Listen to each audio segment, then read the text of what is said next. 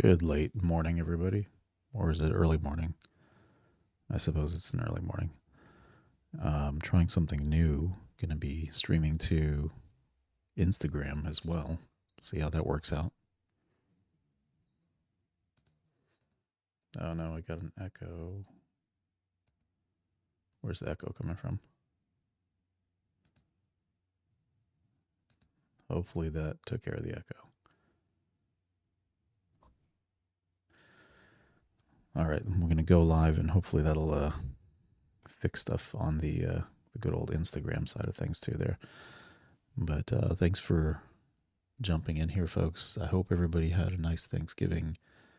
I had plenty of turkey, ham, usual vegetables. I don't like the vegetables too fancy. I like I do like some casseroles, but corn, peas, carrots. I like them kind of just steamed, raw or whatever. Just add a little salt, pepper to it. That's my personal preference. Mashed potatoes, I guess you do kind of do some stuff to that to make that work out.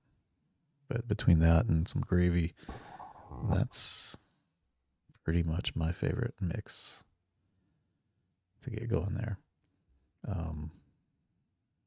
Let's see, what do we got going on here? All right, looks like we're pretty much live on everything here. Everything looking all right? Yep.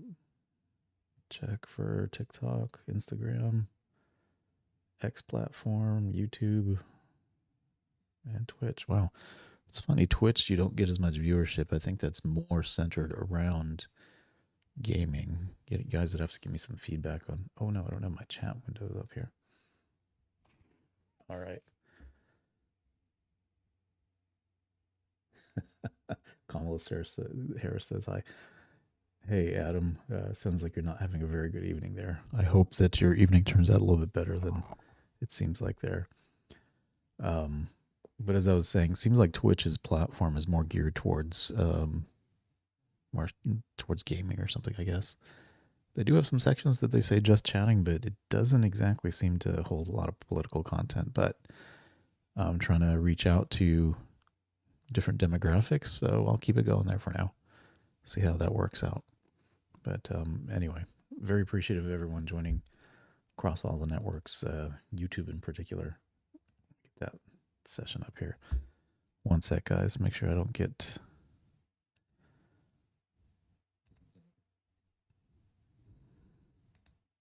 Oops. Not the analytics. Oh, yeah, analytics. Okay, good. Yeah, there we go. Kamala Harris says hi.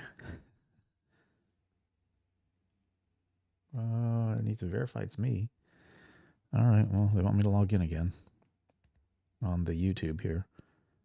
Give me a sec, guys. You get that? Where you have to verify with your phone and everything now?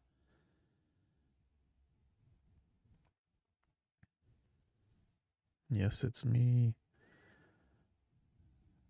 Pick the right number, and there you go. All right, good deal. Cool. So over the last day or so, we've had quite a few. I mean, it was Thanksgiving, of course. We've had quite a few Thanksgiving messages put out there. And drop something in the chat if you guys have anything in particular you want me to look up along the way. I get my AIs here. Drop something in the chat if you want me to look something up along the way. But there has been a number of Thanksgiving messages given out by various folks. Some in the media, some by politicians. I'm always interested in the dynamic between Kamala Harris and Joe Biden. They seem to, there seems to be a one-upsmanship that's continuously happening. And lately, it's Biden trying to one-up Kamala.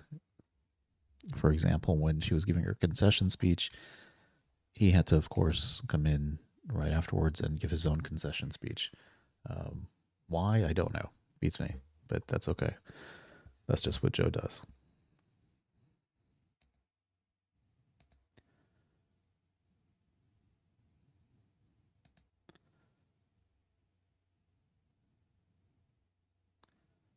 Hang on one sec.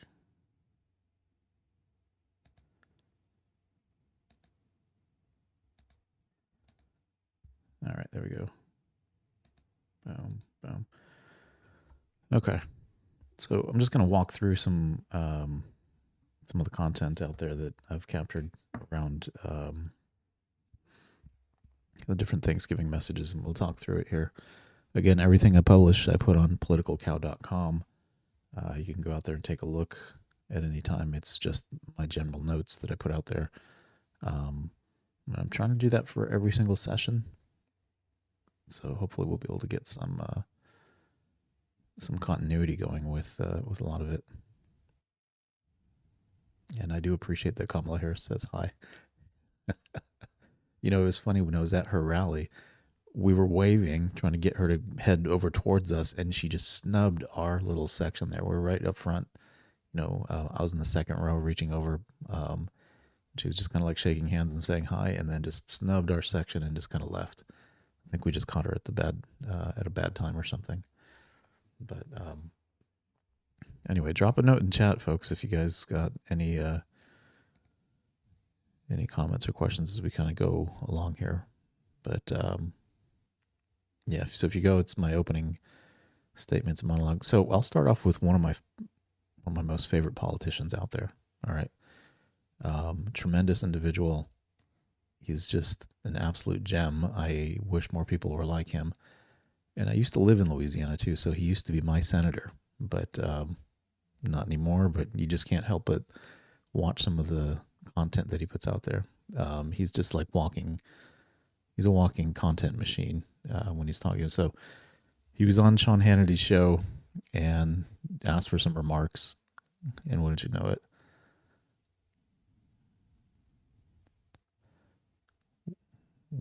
he had some good input that he provided.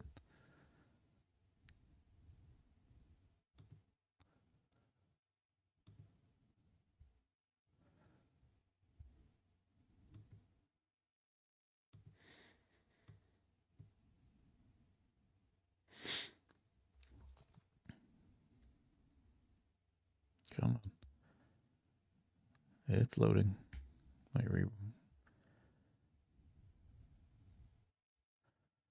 Reset here. Let's go. So we went through an election, Senator, where their closing argument is that if you like Donald Trump, you're garbage. He's a fascist, a racist, and a Nazi. That was their closing argument.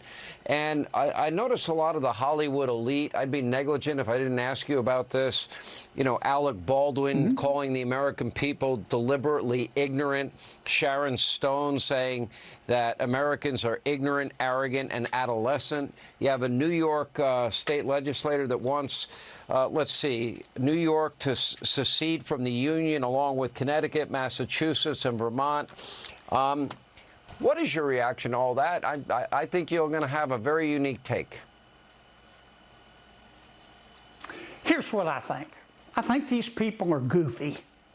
They have the right to their opinion, but they're just goofy. They hate George Washington and Thomas Jefferson and Abraham Lincoln and Dr. Seuss and Mr. Potato Head. They think our kids ought to be able to change genders at recess. They carry around Ziploc bags of kale to give themselves energy. Ziploc bags of kale to give themselves energy. I think I got to write that one down. That's a beautiful line right there. I like that one. To me, to each his own. To me, kale tastes like I'd rather be fat. Now, these people are entitled to their opinion, but they have an unwarranted sense of moral and intellectual superiority. They think they're smarter and more virtuous than the American people. And they think we're not real people. But we were, and we are real people. And in this last election, we got real mad. And we sent a message clearly unequivocally. And my message to all my friends and my enemies in America is happy Thanksgiving and stay deplorable, my friend. So it never fails. I got to keep that one in my pocket on Kale. He's got plenty of good ones that are out there. I mean, you can almost fill hours and hours of videos of just his comments, whether it's in Congress testifying or whether it's, questioning people that are testifying, or if it's in interviews like this. He's always pretty funny to watch. So you start with something a little bit funny on the Thanksgiving side of things. And then, I'm wondering now, and I don't know what anybody else's thoughts are on this, but I'm wondering now how other folks feel about News Nation. If you watch it quite a bit, I mean, I've gone to just like streaming for my television. I don't use local cable anymore, so I'm not exactly sure what content or what outlets News Nation is broadcasted on, but I'm starting to feel like they might actually be moving towards more real journalism, have like a a more neutral tone, or if they do take an angle, they're a little bit more directive in terms of,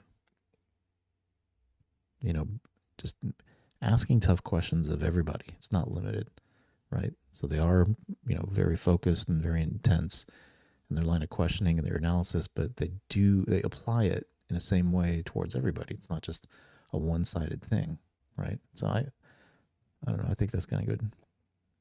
Prime Minister of Canada. Well, when is the next Canadian election? That's going to be coming up. Let me ask the AI. Let's see if it can help me out here. Hopefully Hey, Masood. How's the human world this late at night? Hey, can you tell me when the next Canadian election will be for Prime Minister?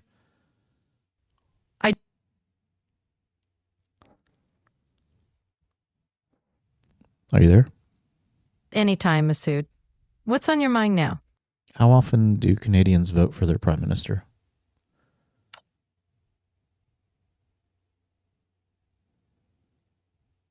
Hello.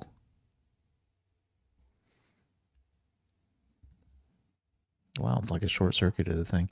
It has circuit breakers built into it. It doesn't want to answer certain questions, but I don't know what's up with that. I'm going to give it another shot here. See if I can get it to respond like a normal AI would. Hey, Masood. I'm here. How often do Canadians vote for their Prime Minister?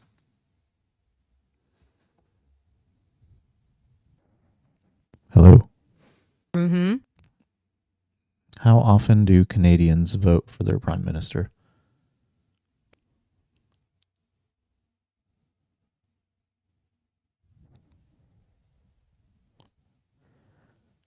Who is the Prime Minister of Canada? As of now, Justin Trudeau is the Prime Minister of Canada. When is he up for re-election?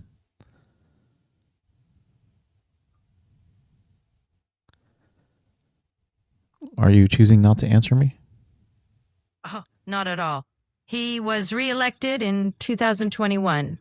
What's on your mind about Canadian politics? Oh, just had a question from the live chat. Okay, got it. What else is floating around in your brain tonight? You want to encourage the live chat folks to like the live? Sure thing. To everyone out there, if you're enjoying the conversation, make sure to give the live a thumbs up. It helps spread the good vibes. All right. So, News Nation, it seems like they're becoming a little bit more, I keep wanting to say mainstream, but that's not the right word. It's like it's journalism to a degree. They're focused on actually reporting what happened, giving you details. And so Chris Cuomo, I've got up here on the screen. I don't know. I need to watch a little bit more, but you guys be the judge and you tell me, did I mistake him for being part of the far left fake news media just because of his affiliation with CNN?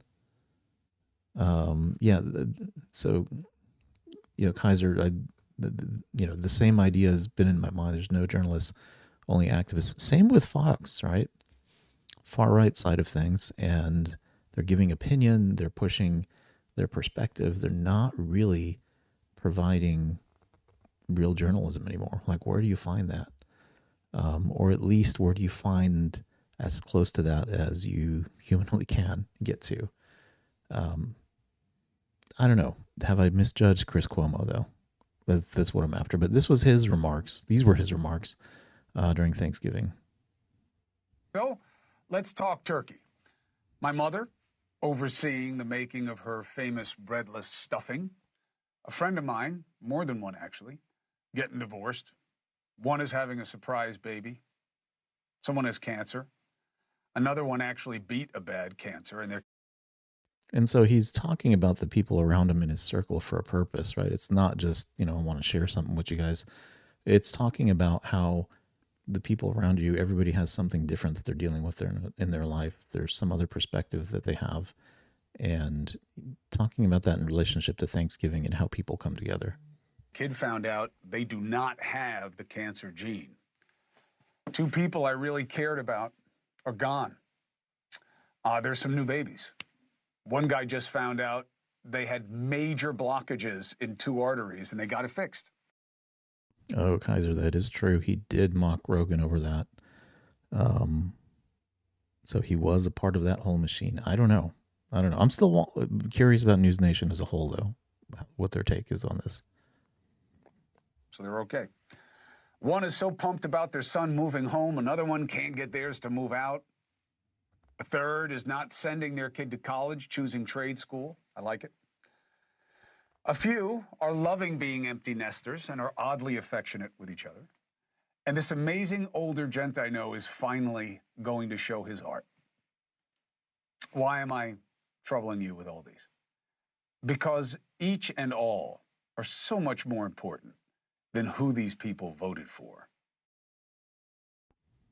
Okay, so that's an interesting line that you really haven't heard anywhere, honestly, on any of these channels. His brother got busted. What does his brother get busted for again? I can't remember. Hey, you still with me, AI buddy? Absolutely, Masood. What's on your mind? So can you tell me what Andrew Cuomo did?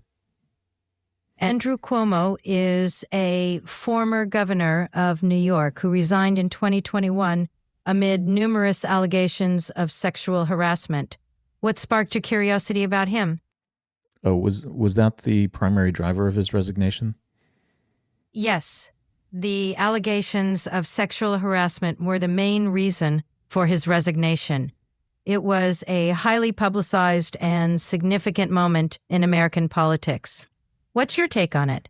And so Michael, I'm glad you brought that up because it's funny because now he's I've read some reports that he wants to run to be the mayor of New York. Going against Eric Adams, which I just don't understand New York City politics, but maybe I don't need to. It's almost like it's to its own detriment at times. We share so much more as concerns than what has been used to divide us. And I say it that way on purpose. The division is intentional. Don't kid yourself.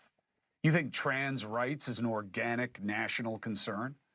Whether Trump will cancel the Constitution, whether Harris and Co. want to replace whites with migrants, this is all forced and blown out of proportion. And yet the real things that we all deal with are so familiar. I know you relate to so much of what I just shared about my people, and that is the point. So let's talk turkey. I was doing a little research. We don't know exactly where that phrase comes from, by the way. Most agree that it's basically another way of saying straight talk for various reasons. And that is the best guidance for my approach to our first major post-election get-together. This is my favorite holiday. I think that's true for a lot of us. And the idea of counting people... It is my favorite holiday, too. Why? I'm not 100% sure, but I've always enjoyed it. ...out because of whom they voted for does not work for me.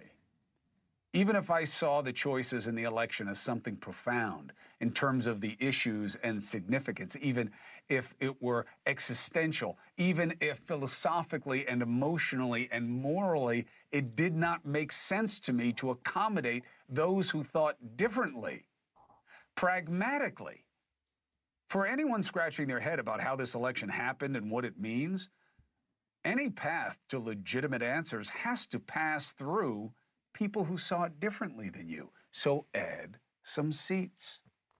I know a lot say, leave the politics and religion off the table. I don't buy it. Cuomo's love confrontation, but it's about how you disagree. It doesn't have to give you indigestion to be open to why people feel the way they do. Hell, you can play a game with it. Go around the table and count how many things everybody agrees on. There will be things, even starting with the fact that you're thankful for everybody there, for good health, allowing you to be there. And then you can go on to how News Nation is an oasis in a sea of bias. I mean it. I've never had people compliment where I work the way they do News Nation. So spread it around the table. There is a place where the menu suits every appetite. Interesting. So even he's calling it out. Yeah, as you guys are pointing out in the chat, is this sincere?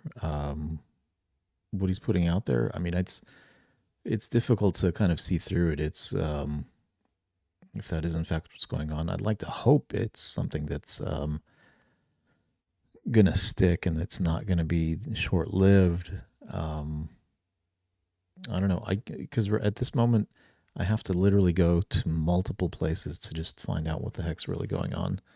In fact, the site that I'm not sponsored by at all, but I always go to, Ground News. You can go there, and on any given topic, you can see what is being reported, by publications that are considered right or left or central or center. And when you ask for the summaries overall, you can see the key talking points that are missing from one side versus the other that help you understand the angle that they're trying to take with it. And then that, makes you or gives you the opportunity to build a more complete picture of things.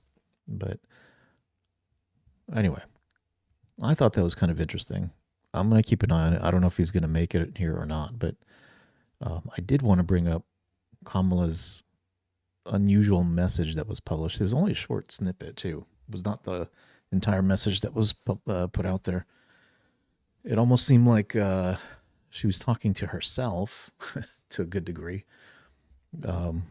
Self-reflection or giving herself some advice. But notice the background, notice the flag, notice the suit she's wearing, the necklace in this clip. It's a really short one, so I'll just go ahead and play this. This was the night before Thanksgiving.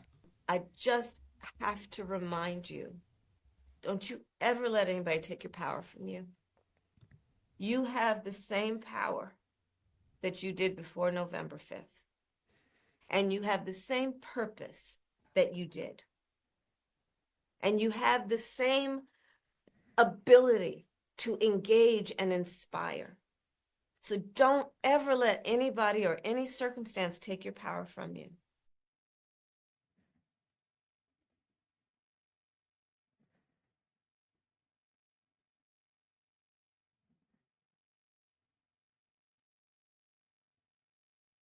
Huh.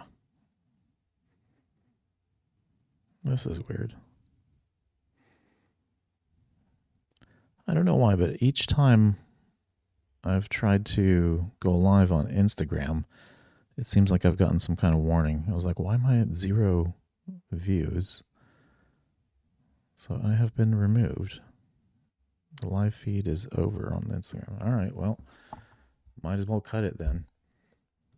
What is going on there? I'll have to submit something to them. Go ahead and drop that. Cut the Instagram feed. There we go. All right. So that was her night before. So see all the props. I mean, even look at the lamp, the plant, everything that's going on here. And then, oh, wait a minute. On Thanksgiving, what's happening? Got the plant, the lamp, the curtain, same outfit. Everybody's all cheery. This up here was actually a message that was given to folks that were like on a Zoom call. There were supposed to be, volunteers, people that helped with the campaign. It was supposed to be a special message to them. It was some kind of Zoom call. And it was opened up by by Tim Walz. He said a few things, and then he handed it over to her. But for her segment, it seemed like it was pre-recorded. It wasn't something that was organic. It didn't feel like she was speaking to them directly in that moment. Then, of course, you see on Thanksgiving, she's got this message, which was, of course, pre-recorded. A lot of these Thanksgiving messages are. I mean, let's be honest. A lot of them are pre-recorded, but to the thank you message that was given out to her her staff that helped try to win her the election, all they got was a pre-recorded message as well. Anyway, let's keep going here with what Doug and Kamala have to say. Everyone, and happy Thanksgiving. Today we come together to reflect on what we are thankful for and to share our appreciation for one another. Surrounded by family, friends, and those we cherish. We cook our favorite recipes, we share family stories, serve those in need, and give thanks for our blessings. That was like the worst teleprompter reading I've seen in my life. On Thanksgiving, we also express our gratitude as a nation for our service members and their families who sacrifice so much to protect our nation and our most sacred values. We are truly grateful for their service. So again, from our family to yours, Happy Thanksgiving, everyone.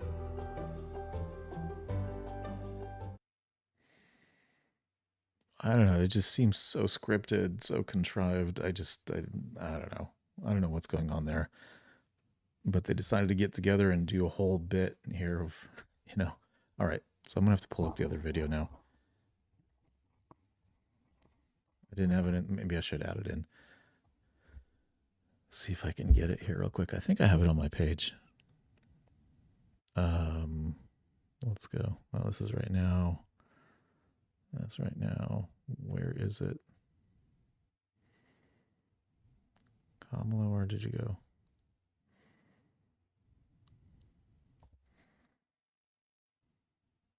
Here we go. Okay, guys. So somebody took that initial message that she put out there and they decided to, I guess, improve upon it a little bit. So here you go.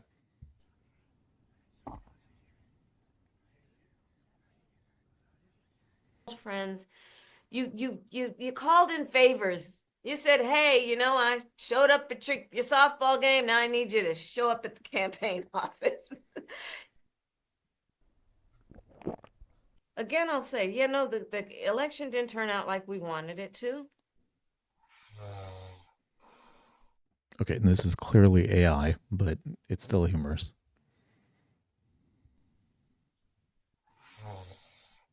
Certainly not as we planned for it to.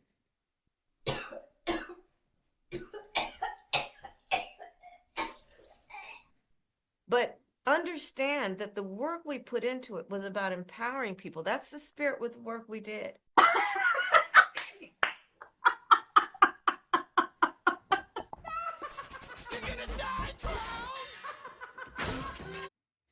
Yeah, so just some AI additions made, taking a little bit of the actual video, mixing it in with,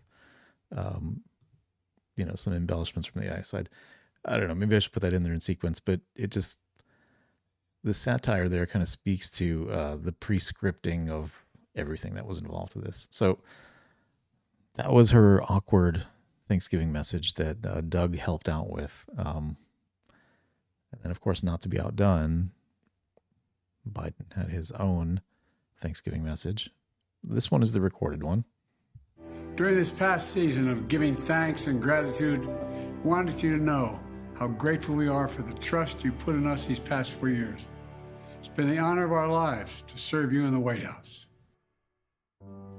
We keep in our hearts and our prayers those who will have an empty seat at their table this year. We're blessed to live in the United States of America. We're literally the greatest country on earth. No matter what, we never give up. We keep going. We keep the faith in America.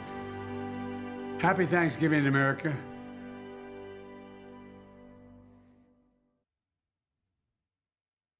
All right. I mean, pretty standard stuff, right? Of course, then it doesn't stop him from putting his foot in his mouth again. I think it's a counterproductive thing to do. You know, look, one of the things you've heard me say before that we have an unusual situation in America. We're surrounded by the Pacific Ocean, the Atlantic Ocean, and two allies, Mexico and Canada. And the last thing we need to do is begin to screw up those relationships. Okay, so he's just unstoppable when it comes to the gaff factory. So on Thanksgiving, talking about like, you know, don't screw it up. It's, you know, we got these relationships already established. Don't screw it up, Trump, right? And then, of course, there was a White House broadcast of a full message that he gave out there. Let me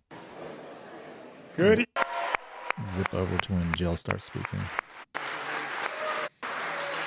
Hello, please.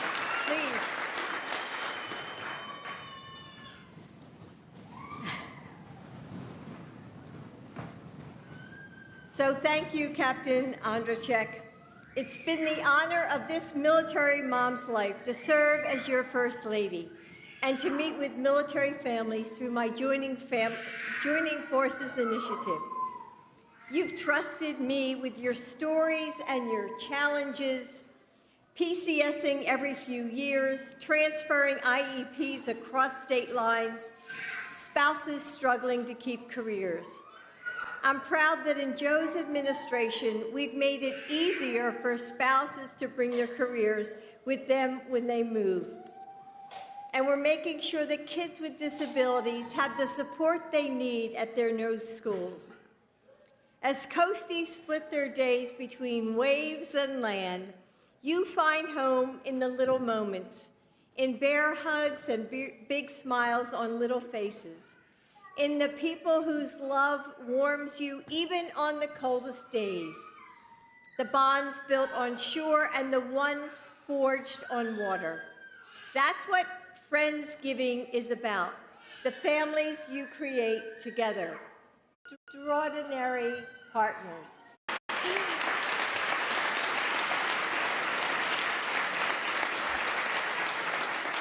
With all my heart, thank you for your service and your sacrifice. Now please welcome a Coast Guard spouse and someone. Thank you, Dr. Biden and Biden. Let's hear his ovation.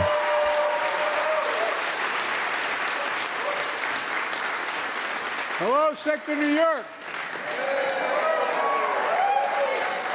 And by the way, kids can scream and cry and holler. We're Bidens. We're used to it. Kids rule in our house. Well, thank you all very, very much. You know, I was thinking, I hadn't planned on saying this, but I was thinking about this when I was coming up. I was a pretty good football player in high school, and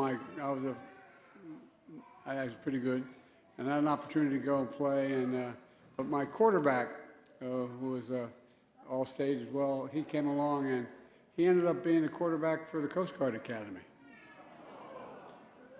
in 1912. But anyway, when we graduated.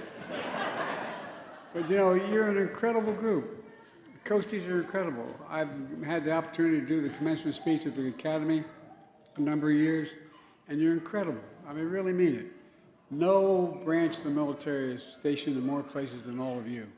You're there for everything. And folks, you know, I know you're hungry, so I won't speak very long. But just thank you for all you do and continue to do. Coast Guard motto, always ready. Over last years, those words took on a sense of truth that they hadn't had in a long while. When Iran sent weapons to the Houthis, you teamed up with the Navy and you intercepted them. When the Baltimore Bridge collapsed, I spent a lot of time there, you arrived within minutes to help reopen the port in record time. People thought it was going to take forever and ever. You did it in record time. When Hurricane Helene hit the shore, you rushed to the front lines of search and rescue missions all up and down the coast. When Hurricane Milton hit less than 2 weeks later, you stepped up again to help your fellow Americans. I also want to note that every day here in New York, you keep this port secure and the people safe, and the world knows it. Thank you, thank you, thank you. And by the way, simply put, we owe you, we owe your family. You know, I think that this is going to be the trend that we see for him now through the end of it. I hope there's not, continuing actions that are formative that he takes, unilaterally here. The continuing aid that he's giving, I don't know, another 20 some odd billion being approved, so forth.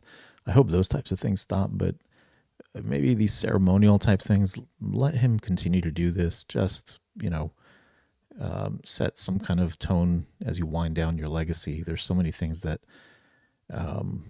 he's not going to be remembered well for. I hope this is just like the mellow transition into January 20th when the inauguration happens. I'd like to actually see more stuff like this. There's not too much going on here. I thought maybe he would have, had a gaffe, or he would have, taken a moment to, take a shot at, the Republican Party, or some of the decisions or some of the appointments that have been made. But it doesn't seem like anything like that's happening here. Families. And with all due respect to those of you wearing the uniform, we don't thank your families enough. And your kids, I want to thank them as well. Not a joke. I mean it from the bottom of my heart. I do find it funny, though. He always has these phrases that he defaults to, right? I really mean it. And by the way, not a joke, from the bottom of my heart. There's a few more of them, too. That's not, this isn't hyperbole. And I really mean it. This isn't hyperbole. Something like that. But he always, when he starts going down a path like that, that he's ad-libbing and he's going off script. So I wonder how his staff feels when they start hearing that stuff come out. You know how excited people think, God, you get to go stationed around the world. Isn't that wonderful? And then you have your daughter's a junior in high school, about to go to the junior prom. Saying, I got great news, we're leaving. You're going to go to another school. I really mean it. Thank you, thank you, thank you. We underestimate the impact that they all provide for you to be able to do your job. And folks, I often said, as a nation, we have only one sacred obligation, and that's to care for those we send into harm's way, and care for them when they come home, and make sure their families are taken care of before and after. I mean that sincerely. We had a son who was military. He passed because of, anyway, he's a major in the United States military, in the United States Army, and you can see it every day. So thank you, thank you, thank you, and I promise you, every day we'll keep striving to live up to the obligation we have. And I'm anxious. I may not eat. I may come around the table and meet all your kids, because everybody knows I like kids better than people. Thank you, really, from the bottom of our heart, and the families. Thank you, thank you, thank you. Not a joke. I mean it from the bottom of my heart. Thank you. All the sacrifices you make. So have a good meal. We got a great chef, by the way. He's the best in the world. So thank you. I'll see you again.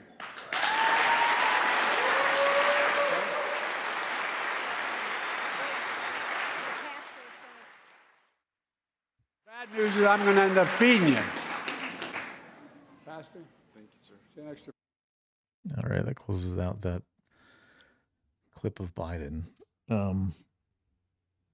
So, we've seen so far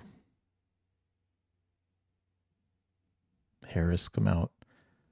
It may have been pre-recorded, but fine. She put some content out there for Thanksgiving.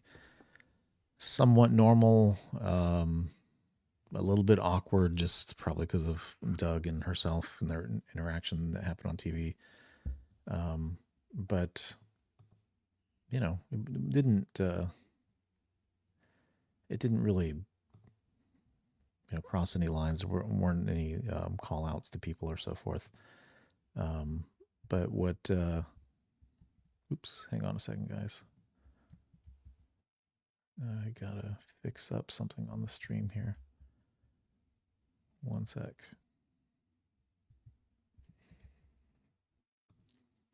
All right, there we go. That one's good.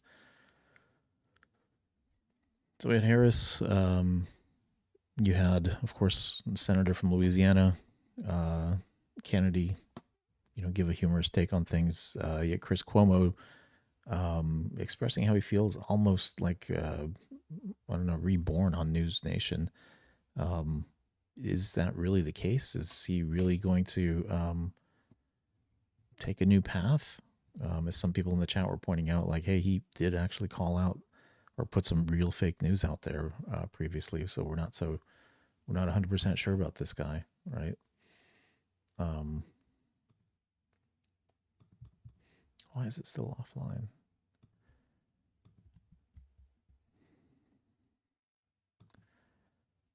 Hang on, guys.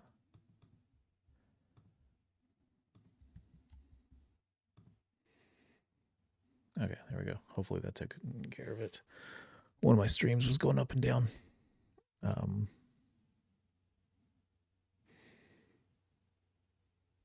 then you hear Biden, he published some stuff that was pre-recorded, met with some first responders, met with Coast Guard, gave a Thanksgiving message, pretty normal stuff, right? But then, you can always count on MSDNC to absolutely really free. lay it on thick Text for you, PHOT right? In terms of what, just not head down that reconciliation path, not head down the path of being inclusive and reaching out with an olive branch towards others. So Joy Reid, who I think is one of the more hostile hosts on that network, way beyond Rachel Maddow or some of the others, she took it upon herself to lecture folks about interacting with Trump voters during the Thanksgiving holiday. So apparently, the people who voted for the "I will protect women whether they like it or not," "childless women should have no rights," "Puerto Rico is trash island," and "Haitians will eat your pets" gang are the real victims, despite their guy winning the election. In fact, they are now the modern-day equivalent of Rosa Parks, we're told by a white comedian. Civil rights heroes, the lot of them. And the rest of us, among the 73 million Americans who voted not to have fascism, autocracy, mass deportation, internment camps, and economy-crushing tariffs, are the bad guys, the segregationists of our time. If we, hold on, let me check my notes. Yes, don't want to have turkey dinner with the people screaming, "Your body, my choice." Okay. So there is this strong dual energy among MAGA people and their apologists, and it actually fits quite neatly with the history of America. It's equal parts bully energy, where they want to relentlessly troll liberals and lash out at minorities, and victim energy, where those same liberals are supposed to take the trolling quietly and also pity the trolls. It's the eternal victimhood of the conservative. So that was interesting, the eternal victimhood of the conservative. And I want to thank Diana for being number 16 in the live stream right now. I appreciate you. But the eternal victimhood of conservatives, that's an interesting line. It's almost like in many cases things get flipped around. The other example of this recently was how when Biden's age came into question, they very quickly then turned towards Trump and started to use that same tack towards him. But it wasn't necessarily age, but more of competence and capability and capacity to, do various things like think critically and,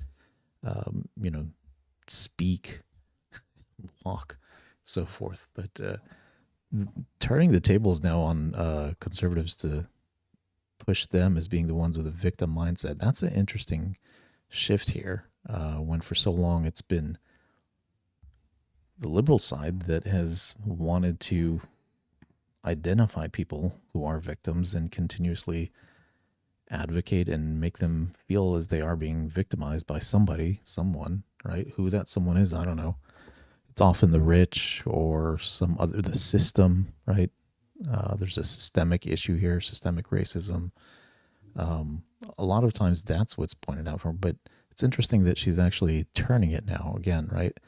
I think we'll start to see that happen more and more as a tactic. Whether it'll stick or get any traction, I don't know, because in a lot of cases, like with this channel, most of the people that watch it are already, deep into the party, like totally left-leaning, they're not really branching out and kind of convincing anybody of coming over to one side or another.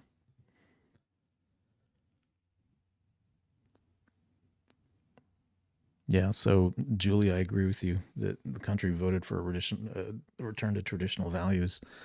In fact, I've been saying for quite some time that I feel like this next generation, whether you want to call them Z or whatever, is much more conservative and much more aligned with traditional values than people expect.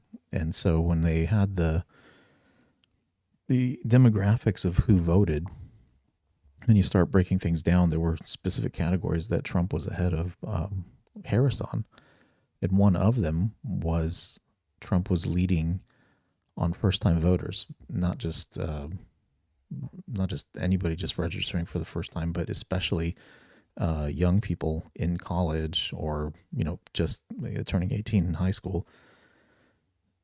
The first time they voted, it swung heavily towards Trump. I think it was above 55% or something like that, whereas the last cycle it was 35%. So there's been a massive swing, and you could start to draw some conclusions from that, but you need a little more data to maybe verify it. But is the exposure they've had in school, is that affecting them? Are they not okay with some of the things that they've had to deal with and witness? Right? Julie says that I've been affected by ridiculous price hikes and higher energy costs, but I'm not a victim. Yeah, I mean, we're all managing and dealing with it as best we can at this point, right? I appreciate you sharing that. I mean, it's a reality, and we need that system to change so that it returns to something that, can operate normally. Picking and choosing who wins, taking solar above everything. $5 a gallon is no big deal. You should pay your fair share on that, just so that we could save the environment. There's a lot of this weirdness that came along with the last 4 years. So I find it interesting now that I've never heard anyone say this conservative victim mentality before. I'm just going to rewind it to kind of go through that part again and continue. And also pity the trolls. It's the eternal victimhood of the conservative. And she used the eternal language as well, as though this has been something ongoing, right? Or something perpetual. We need to constantly coddle, study, and understand them. No one, not the media, the big thinkers, definitely not the comedians, are required. Coddle. They need to understand them. Who does this sound like, right? Who needs to constantly be understood, be validated, have their identity be acknowledged? I mean, it's really strange that this is kind of like flipped, right? I don't think Joy, I think maybe Joy is doing this deliberately to see if she can, find a new way of reframing things going forward. To try to understand liberals and progressives. No. We must seek to understand those on the right, what they really meant by their votes, what they want, what they need. We are the constant handmaidens and wet nurses who are required to baby them. That's a really bizarre line. The constant wet nurses and handmaidens to baby them. Handmaiding being an explicit reference to the series that's on Hulu, where, it's interesting. They always claim that that's the utopian society that conservatives want, but you just think about the level of restriction and the lack of free speech. You go down the list of things, and who's really headed in that direction? Understand them and serve them dinner. And if we want just a mental health break from their conspiracy theories and complaints about trans people in the bathroom and on the soccer field and in the schools, reading to kids at the library and apparently hiding under their beds, we are the ones in the wrong. In short, our dinner, their choice. It's the same energy their forefathers had toward the indigenous tribes. Hey, let's have Thanksgiving dinner on the land we stole from you. Another comment that she made, their forefathers, right? My family was immigrants that came here more recently, not, 1700s, 1600s, 1800s, anything like that. And yet I and many other folks like me get lumped into this mix. Our forefathers did this. So because of that, you're perpetually or eternally a victim. And the only way that I wouldn't be considered as such is if I somehow would have sided with whatever it is that she's going over now. But before we pack you off to the reservation and snuff out your culture, could you please pass the corn on the cob? There's the dozens of post-Civil War massacres wiping out black communities from Louisiana to North Carolina to Rosewood, Florida, and Tulsa, Oklahoma, where black communities got burned to the ground by racist white mobs. A century later, gentrified when rich folks want to live downtown because it's closer to work. But let's... Yeah, I mean, this is unbelievable that she's going here, right, to this extent, and then talking about erasing history. I don't know about y'all, but growing up, middle school, high school, we learned all this stuff. We talked about it. Nobody was ever made to feel that it was their fault or it was their ancestors' fault or anything. It was just understanding what was going on in that time period and the consequence of it and how things have changed since then and who helped make that change happen. It's bizarre, right? Now she's standing here saying that, we're trying to erase history, in which that's not the case, right? I learned this history myself going through school. My kids are learning this history going through school. I have no idea what she's talking about.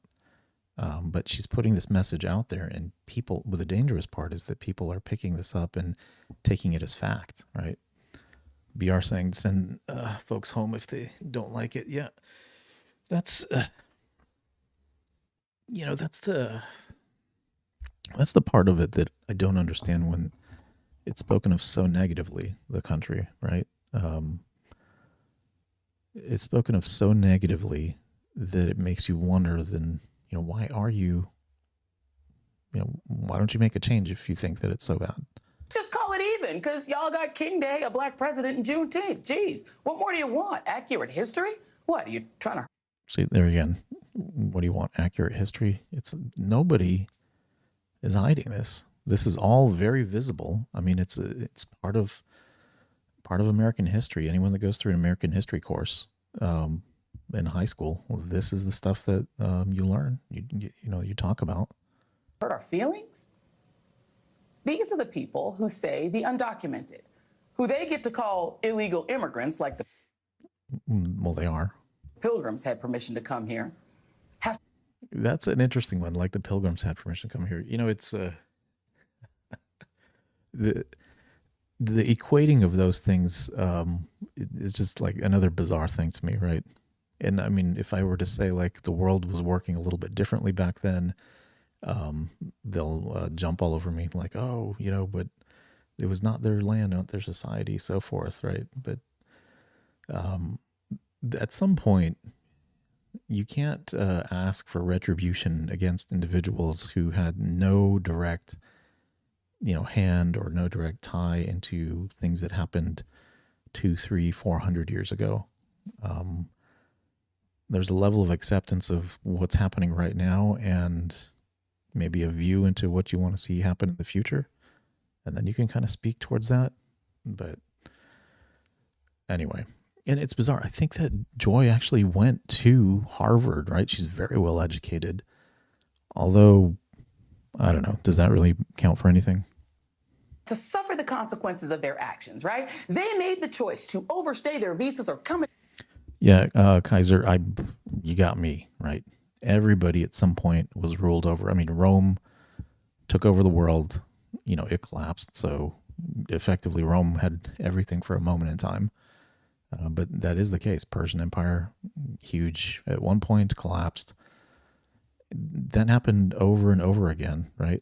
Genghis Khan took over practically the whole world. So everybody at some point was conquered, right? And that's just the course of history that's happened. And dwelling on the past like that doesn't allow people to kind of understand what's going on right now.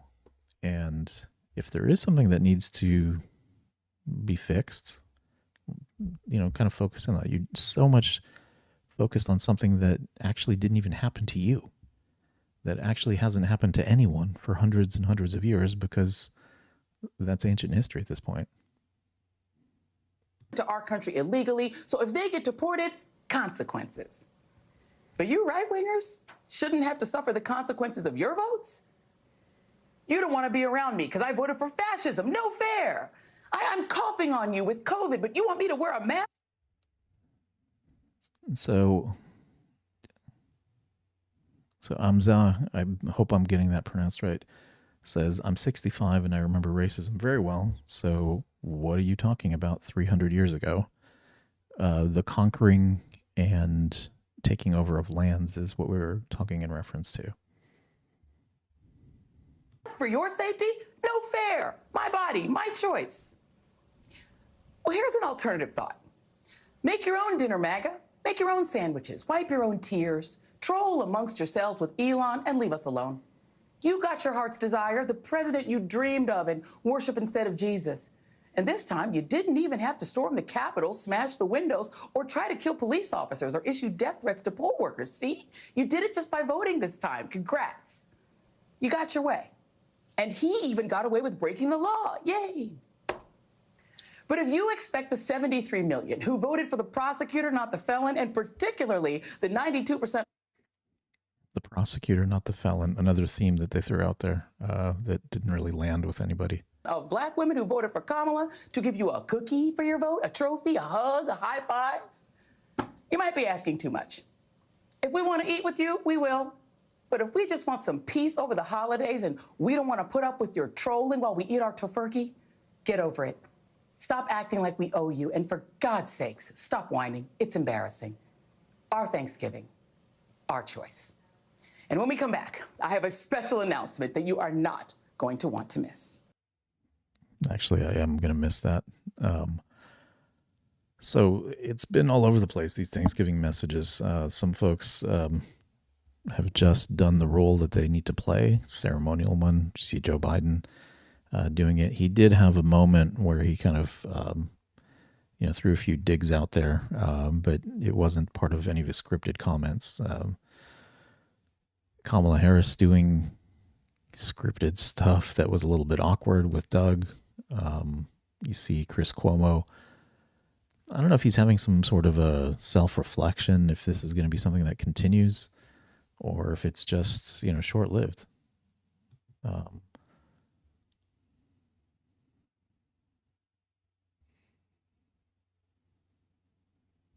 wait, missed some here. Yeah, this is exactly why people have stopped watching mainstream media. But then you have another batch of folks like Joy here. I think just looking at her expressions, you can see kind of it now. Let me see if I can get that view reply. Our choice. And when we come back. Well, not a good moment to pause it here. I have a special announcement. Not this second, but you could see in her expression, she's just absolutely livid. She's just charged up with the outcome of the election. She cannot believe that people would have not voted for Kamala. And then why wouldn't they vote for Kamala? She has to equate it to race, bring in those, that old history, tie people to it, say that this is something systemic. It's going on out there. I'm still curious what happened to the 8 million, Democrat voters that decided not to show up this go around. What happened to those folks? If she was so much of a better candidate, or if this was so serious, what happened to those 8 million votes that disappeared? But it's it's more voices like this that I find troubling that are out there, and so now, even with all of MSNBC kind of being carved out of Comcast's portfolio and, being separated altogether from NBC News, even with that being carved out and possibly packaged up for a sale, you're still going to have somebody that buys it, whether they shake things up and kind of dismiss all these hosts or whatever they decide to do with it. They're still going to be able to, keep their audience, have their podcasts, continue to, promote their thoughts and their ideas. it won't stop with MSNBC going away. The only way that we can really address this is to kind of reach out and just like listen to folks. Like there was a gentleman over here a moment ago that was, saying, what the heck are you talking about 300 years ago? I remember racism. And it's like, well, no one said that was 300 years ago. We're just saying that, the Pilgrims and all that stuff was 300 years ago or 400 years ago. Butterfly says, I noticed that they always try to create issues for themselves. Like, calm down. Yeah. I don't know if you caught her initial comment, but she was talking about conservatives and Trump voters as being in a perpetual or an eternal state of victimhood, which is bizarre, like turning the tables on, or maybe more of a projection of what I think liberals do more than anyone else. And so this same tone, you see it on Maddow, you see it on the other, hosts that are on MSNBC. But even, like I said, even if MSNBC goes away, there's still a good number of folks on CNN that'll continue with.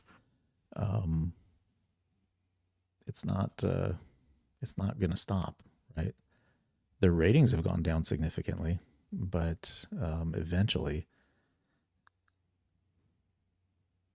it's not going to be something that that they can sustain for very much longer. I'm hopeful, and I don't know about News Nation. I've just started watching some of the shows on it. I'm hopeful that stuff drives more to the center going forward. I hope that people come together and start having normal discussions. Yeah, Yule Adams says every time somebody else is trying to get rights for themselves, somebody plays a victim, even though they're mostly pressing. Yule, it's like perpetual retribution. Like it's a mindset that needs to change from just acknowledging history and learning about it.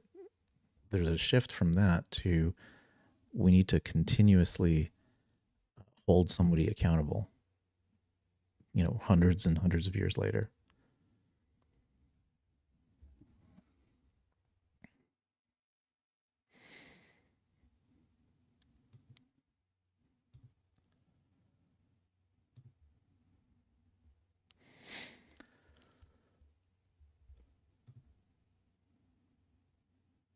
All right, so just looking at the poll, 70% of folks do not watch News Nation. Ooh, interesting. Only 30% do. Interesting.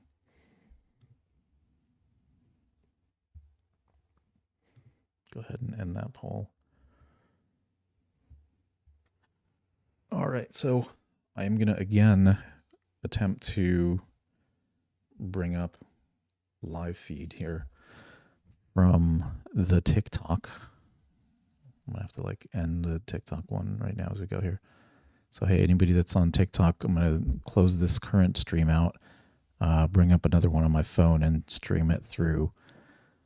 Hopefully I can get rid of that echo, but if it's not gone, then folks on the YouTube side and other places, please let me know.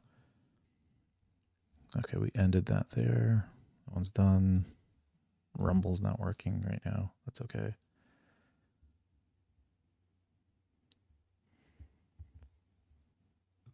All right.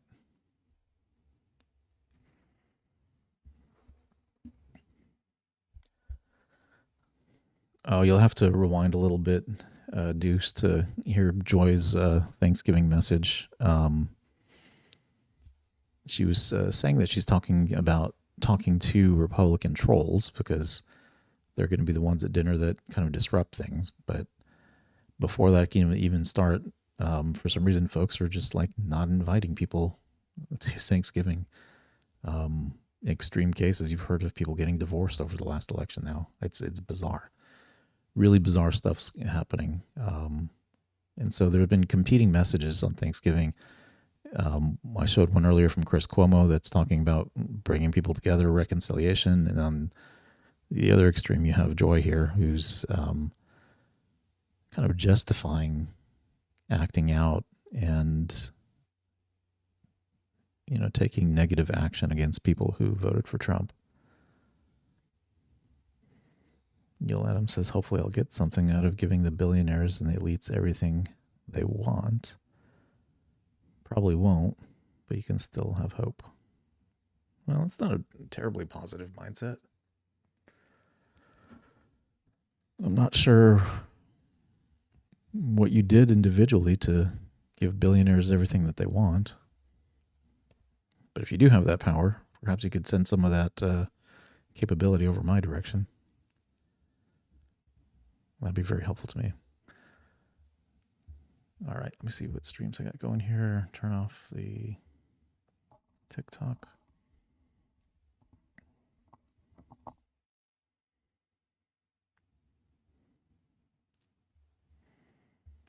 All right. Okay, give me 1 sec, folks, and I will be right back.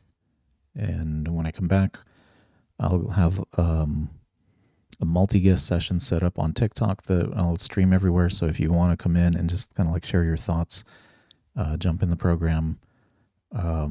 Just speak your mind. Jump in on that TikTok live, and I'll just be like taking guests there for anybody that wants to jump in and just speak their piece. Yule says, go to Thanksgiving with the trust fund babies and trust me bro statements. Who you voted for. Leader your community. Doing anything.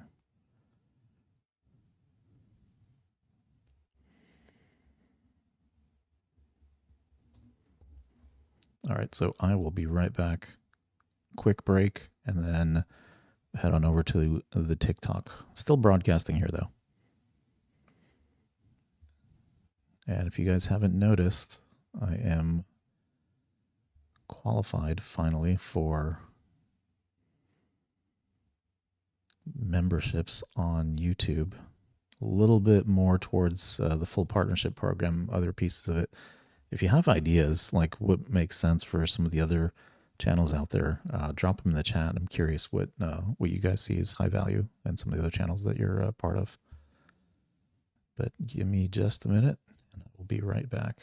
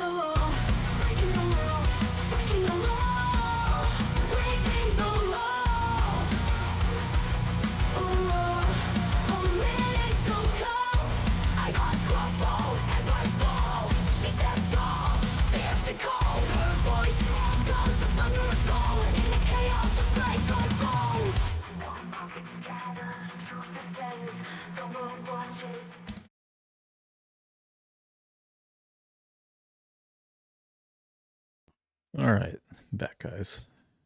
Just have to take a quick break there. I'm going to try to get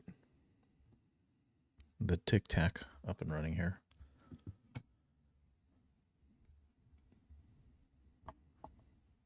Give me 1 second to get that set up.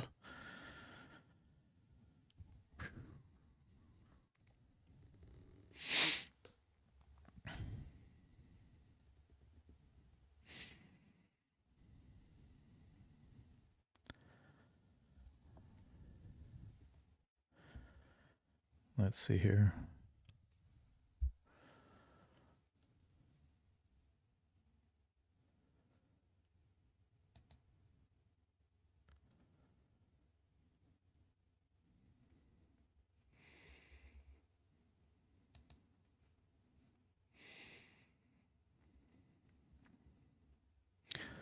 Hey, Eric, I see your comment. And it is, well, get ready. If the tariffs go into effect, prices will go through the roof. You understand what I'm saying? I do understand what you're saying. The tariffs that Trump put in place, that were continued through Biden's administration, were estimated to have added about at most 0.25% towards inflation. So the lion's share of inflation has been the printing press, not tariffs, disrupting the supply chain there. Not to mention, are these tariffs just for the sake of? What's the end goal of the tariffs? I mean, you just want to do them to be punitive? Or is there an outcome that you're after? Which I think is what should really be considered with, with something like this. You want to encourage or discourage some type of behavior by instituting tariffs. And so when you broadcast that, especially if it's part of a campaign, you don't want to go in there and, show a weak hand. You want to go in there and kind of start with your strongest position. All right, let's see here. We got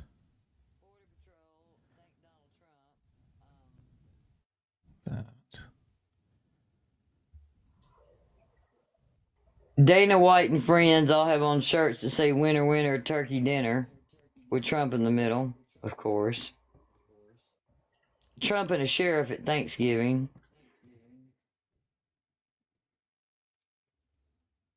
All right, got the tic-tac. Oh, I'm upside down. How did I get upside down?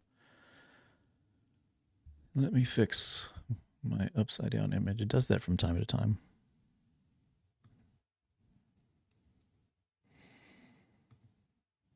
Well, supposedly, manufacturing will come back here. It's interesting, manufacturing coming back. Say there is a plant that had about 2,000 people, and that got sent over to China, where they hired 4,000 people for a quarter of the cost, right? Labor arbitrage. That's been the name of the game for the last 20 years or so. And that labor arbitrage coming back to the United States is not going to be one-to-one. We won't get those 2,000 jobs back. We might get 50, 40, because of how automated things are now that you actually don't need that much staff. I mean, check out any of the videos of Tesla's plant out in Austin. There's so much automation and robotics that goes into it. All of these new plants that are going to be set up, they're going to be outrageously automated to where you just need control system engineers. You need a subset of the staff to run these things as you would have in the past. So yeah, manufacturing will come back, but labor arbitrage, that was round one. Round two is now robot or like AI arbitrage, and that'll bring things back into the States, but it doesn't mean that it's going to massively grow the job pool necessarily. I mean, I'm probably being a little too ambitious with the 50 or 40 out of 2,000 jobs, that type of scenario. Maybe it'll be more, but it won't be in the same form. But you will see people taking those taking advantage of those arbitrage scenarios, especially if the government is going to promote that and if they're going to subsidize it like they are with the CHIPS Act. The only strange thing with the CHIPS Act is that it's also handing out money to non-American companies as well. Yeah, it remains to be seen. I mean, it would not be a good action to institute tariffs with no end game in mind, with no purpose. I mean, there's no reason for that. It's kind of like tax the rich, and then what? What are you going to do with the money? It's the same sort of a situation there. Why would you want to just arbitrarily take any type of action without some sort of outcome in mind? And so the outcome in here is a rebalancing of trade deficits. It's well, in particular with China, it's resetting the capitalism game. You know, respect intellectual property laws. It goes down the list of things, right? A lot of companies that want to do business with China and have to give up all of their IP in order to do so. Did I get flipped again? What the heck? I thought I just flipped myself around.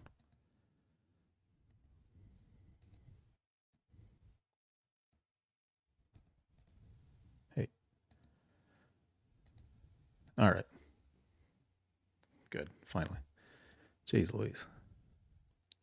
All right. Got the Tic Tac screen up. All right. If you guys got comments and stuff, keep going. I'm monitoring them. At least on YouTube, not on the X platform at the moment. So I apologize for that. But if you got comments, actually, can I see those ones? No, I can't actually see them. It does not combine them. Anyway, if you got comments, drop them in. I'm going to enable the audio on these feeds. I might scan through a few of them, see if I want to jump in on a given live. If not, I'm going to just maybe create. Actually, oops. Maybe you guys can watch me create my background image here for the TikTok. And we'll have to give it some kind of, oops, I don't want to overlay. We'll have to give it some kind of a catchy title to get people's attention. Kind of clickbaitish. No, get out of here. I don't want an overlay.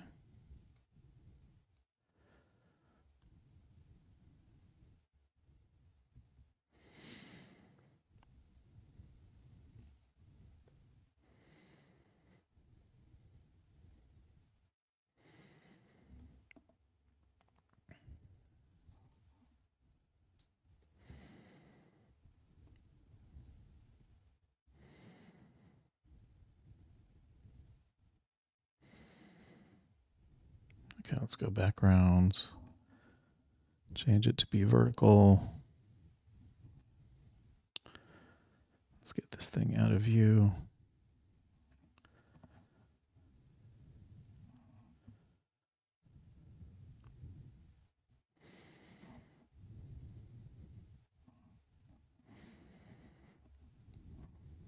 What?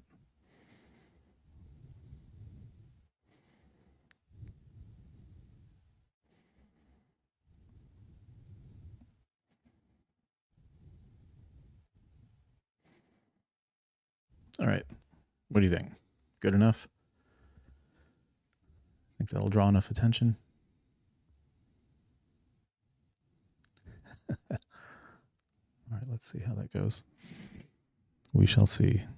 Let's save that one and go back to the Tic Tac.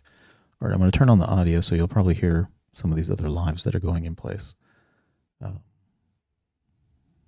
We will just listen in and see if there's anything that we want to jump in on here.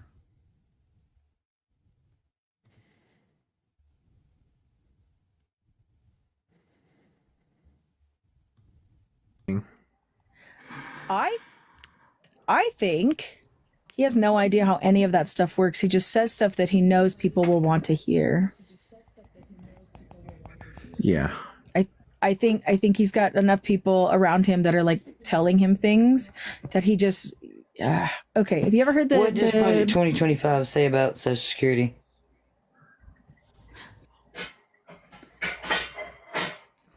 At the end of the day, I got in my car, I saw the results, and I just started crying. That's where my election story was going. Oh, okay. I'm sorry, I meander. I meander when I tell stories. I don't mean to. It's just the ADHD thing. That's cool. I actually hung in there in suspense for like 5 or 6 minutes until you just wrapped it up.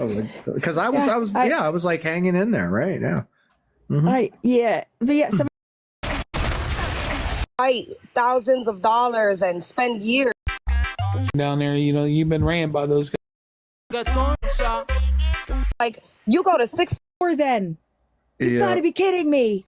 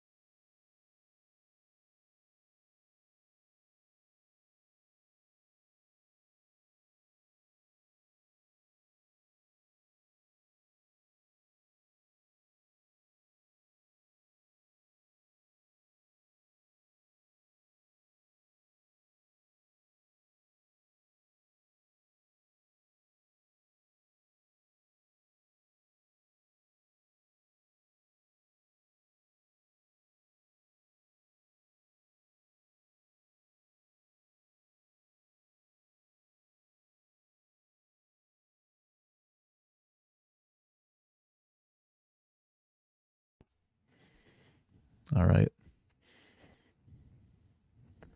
So sorry, I think I might have been muted there for TikTok. For YouTube for a second.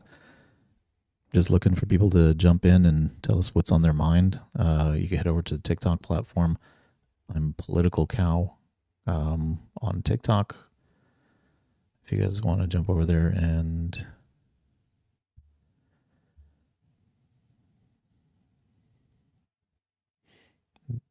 initiate a dialogue.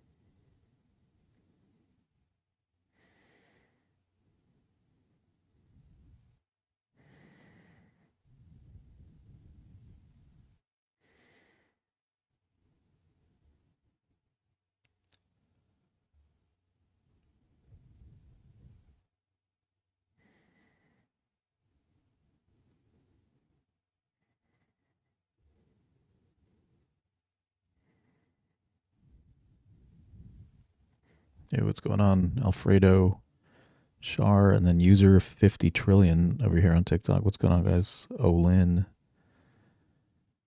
Request up. Just want to see people's opinions. Speak your piece. No need to actually debate if you don't want to. It is kind of late after all. But just seeing how people are feeling, get a pulse on things. Maybe get some input for future content too.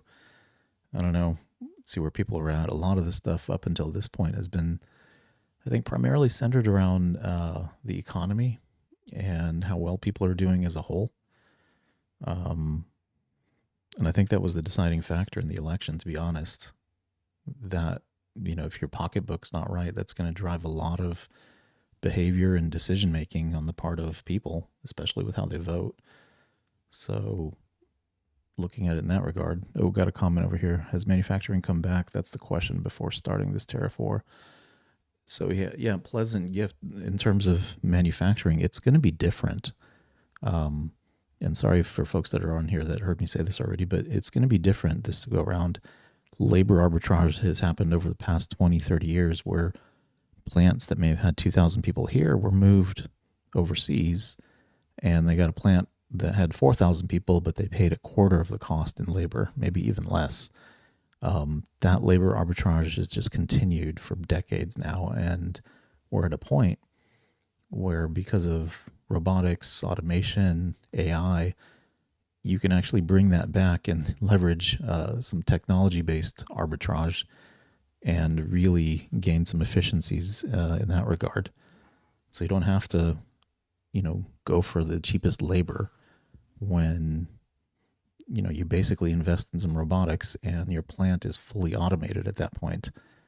So even though manufacturing comes back, that 2,000 person plant, I feel like it'll come back with only like 50 people, right? It's not going to have the same number at all. Commenter says, just look at Tyson. I mean, I'd say even look up some YouTube videos on Elon Musk's Tesla plant in Austin. It's really impressive, the level of automation that they've got going there. I mean, you can feel however you want about him, but he has a lot of very intelligent people working for him, has a lot of really, really sophisticated systems established that fully automate the construction and manufacture of the vehicles. I mean, almost 100% of it. And then coupled with that, right, they have those robots, the Optimus robots, that if there are portions where a human has to kind of step in, now the Optimus robot is being targeted to kind of step in, right? So that's the difference here, right? Brent in TikTok saying, Trump, I appreciate you, man. That's the difference here. Hey, Pleasant, I appreciate it with the interesting answer response. I think that's the part that people are missing. Like, yeah, we will hear more and more stories about manufacturing coming back, but that does not equate one-to-one with jobs coming back. And I don't necessarily think that's a bad thing. Like, it's good to have that level of automation and that security here in the States. Especially if you think about the intellectual property that we have to give up when we enter a lot of, different low-cost geographies. We're basically giving up all of our IP in order to manufacture there, which is not to the advantage of the country as a whole.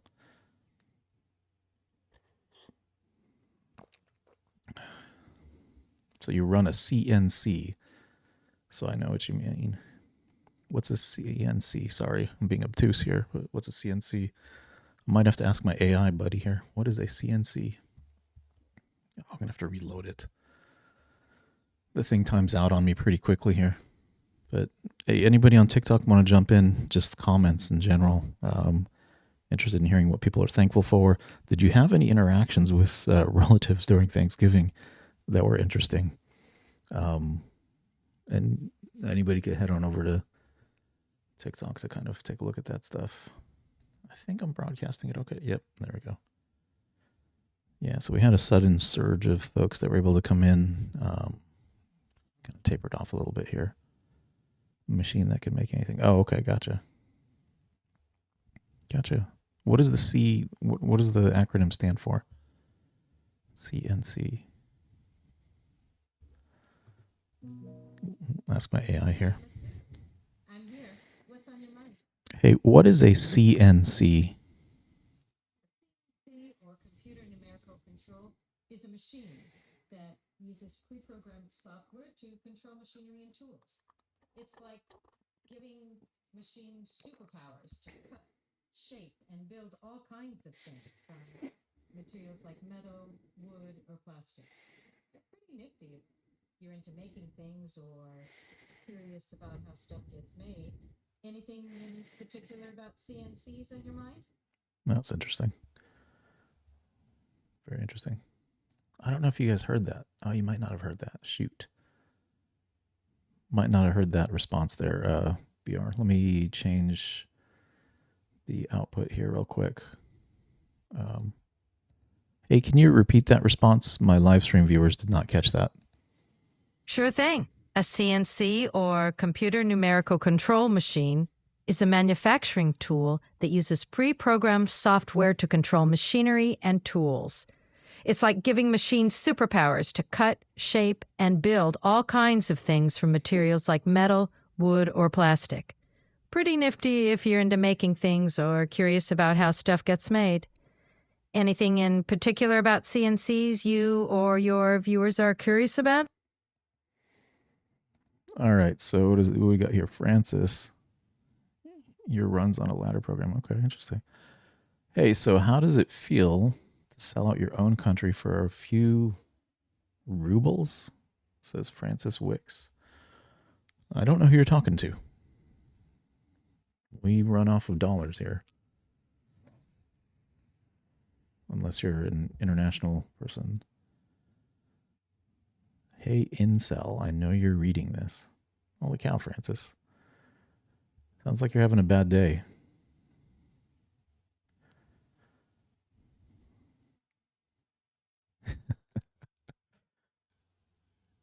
Yeah, the algorithm's going to catch you there in a second there, Francis. Might want to tone it down.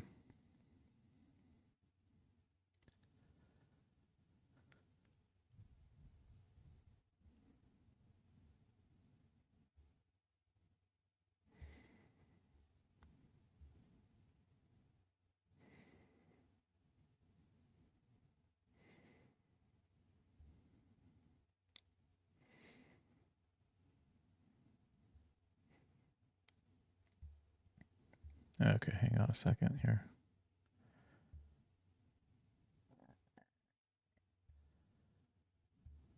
All right.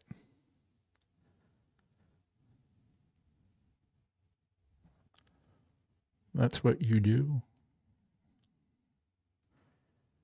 Not sure what you said there. YouTube shorts, fresh air, wages.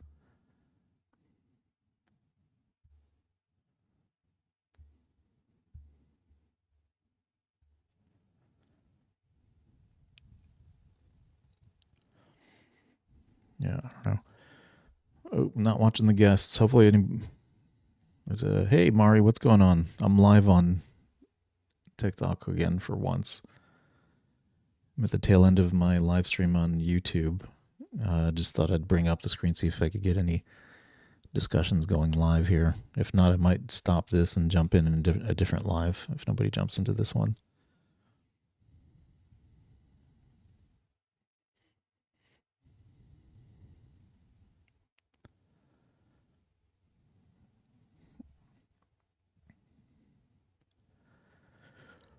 But any other questions or thoughts, folks, as we kind of go here?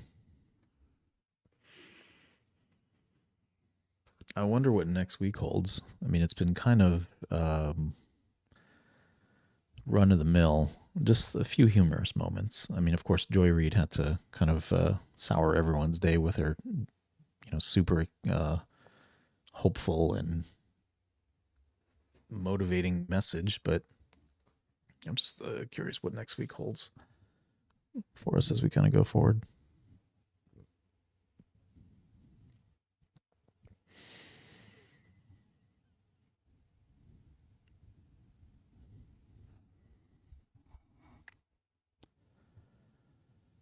What is going on, people?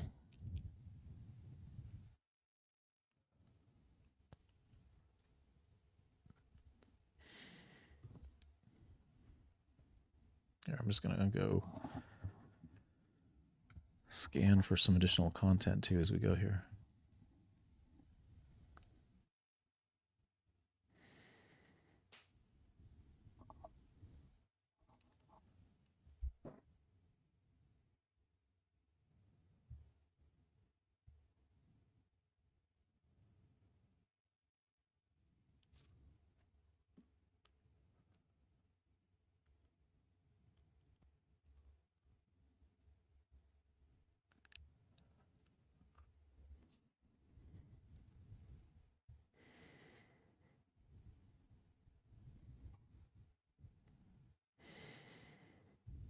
All right, looks like nobody wants to jump in here. Very unfortunate.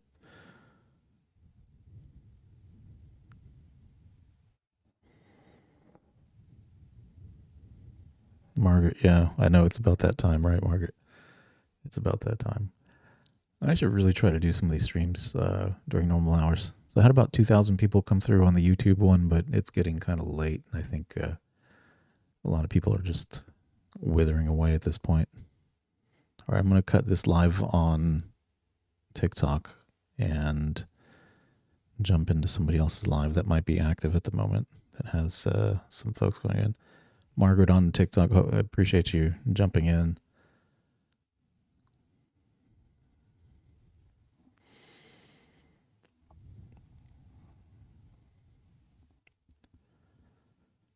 How long was I on there? Oh, 15.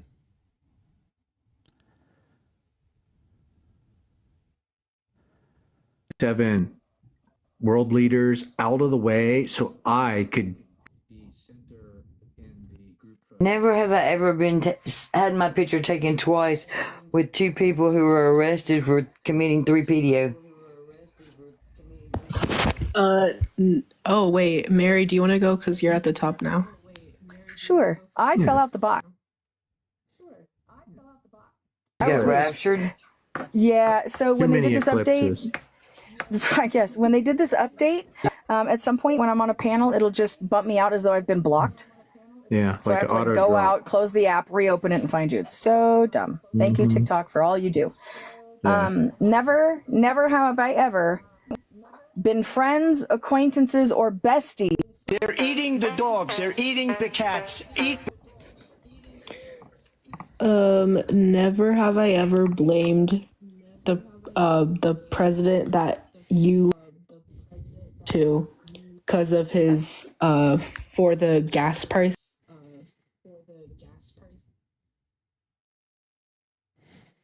Let's see if we can get something that's got some energy to it. This person's connection is not good. It's not going to get itchy on there. Hearing aids. Okay.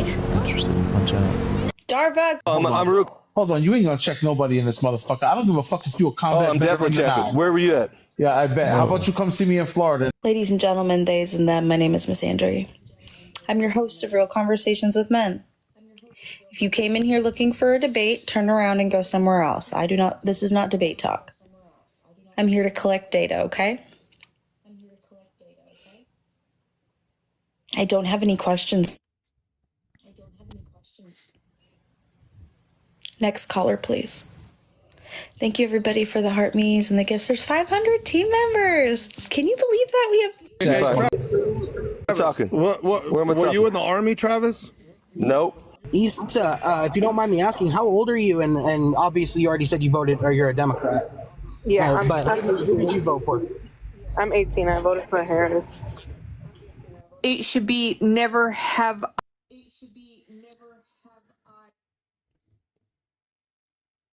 All right, guys, I'm going to close this out. I think once it gets about this late, just start to kind of wander and wither away a little bit.